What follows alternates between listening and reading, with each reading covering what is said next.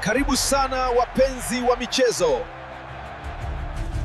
Kocha mkuu wa Azam FC Florent Ibenge ameonyesha kutoridhishwa na kiwango cha ubora wa umaliziaji wa kikosi chake licha ya timu hiyo kulazimishwa sare tasa dhidi ya Singida Black Stars, mchezo ambao Azam walitengeneza nafasi nyingi za wazi.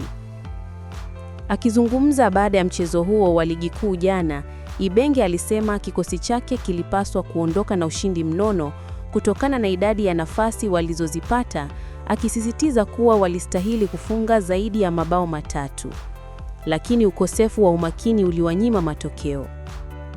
Tulitengeneza nafasi nyingi sana za kufunga, zaidi ya 3 ambazo zilipaswa kuwa mabao ya moja kwa moja, lakini hatukufanikiwa. Hii inaonyesha bado tunahitaji kufanya kazi zaidi, alisema Ibenge. Alipoulizwa kuhusu chanzo cha dosari hizo, ikiwa ni uchovu, mbinu au uwezo binafsi wa wachezaji, Ibenge alitaja ukosefu wa umakini na maamuzi mabaya ndani ya eneo la hatari kama tatizo kubwa. Tatizo ni concentration. Wachezaji wanafika kwenye boksi lakini wanachukua maamuzi yasiyo sahihi. Wakati anapaswa kupiga, anapiga wakati anapaswa kupasia au anajaribu dribble isiyo na ulazima. Tunahitaji kuboresha hilo, aliongeza.